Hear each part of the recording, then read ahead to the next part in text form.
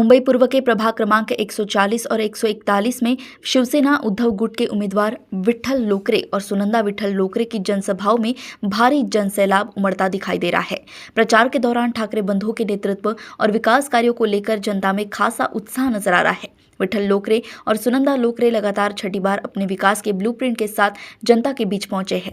बीते 25 वर्षों से नगर सेवक और नगर सेविका के रूप में सेवा देने वाले इस दंपति को जनता का व्यापक समर्थन मिल रहा है। सादगी की मिसाल पेश करते हुए विठ्ठल लोकरे ने प्रचार के लिए फॉर्च्यूनर छोड़ ऑटो रिक्शा में मानखुर्द क्षेत्र से प्रचार किया, जहां उनका भव्य स्वागत किया गया।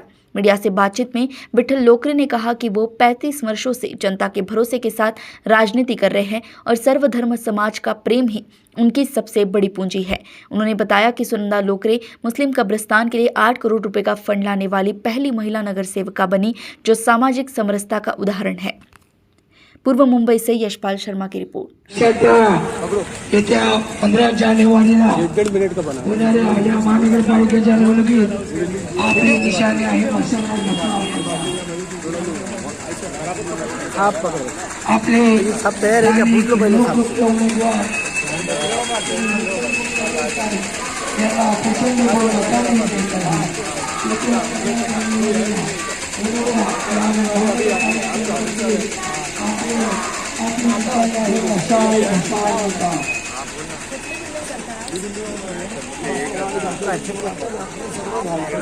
आपल्या विभागात आपले ये बात नहीं है, ये तो आपल्या आशीर्वाद त्यांना आपला शुभाशीर्वाद देऊन पुन्हा एकदा या महानगरपालिकेच्या या 2 नंबर मशाल या चिन्हाचं बटन दाबून त्यांना प्रचंड बहुमताने विजयी करा। लक्षात ठेवा, येत्या 15 जानेवारीला आपल्याला प्रचंड बहुमताने विजयी करायचा आहे। के तौर पे जाने जाते हैं, जनता ने आपको बहुत बड़ी उपाधि दी है। देखिए, एक तो महानगर इलेक्शन तो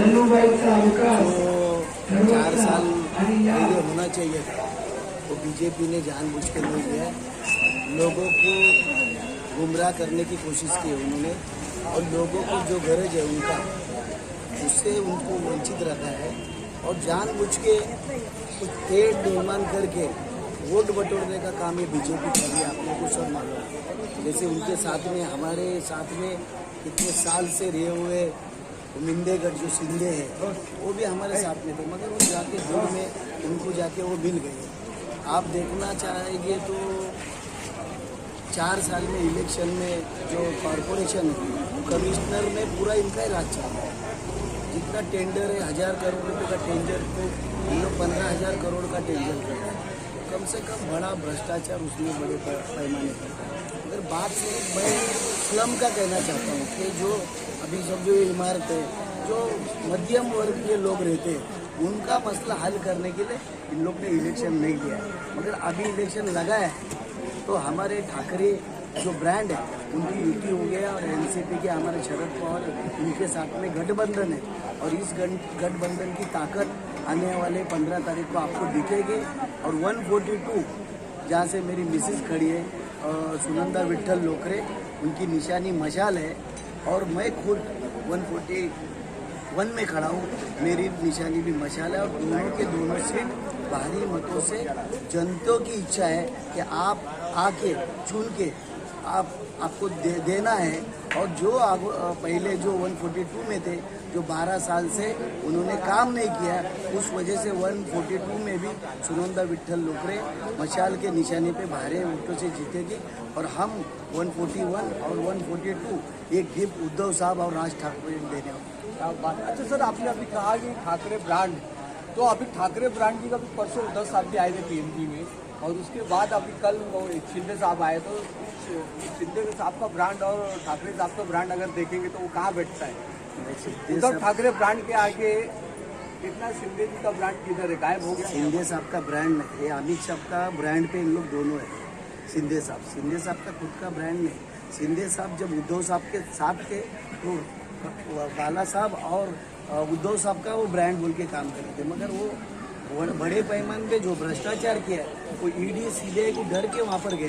वो ब्रांड उनका नहीं है, वो सिर्फ वो अमित शाह और मोदी साहब के लिए काम कर। क्या बात है, आज आपने सर एक लास्ट सवाल करूंगा, मतदान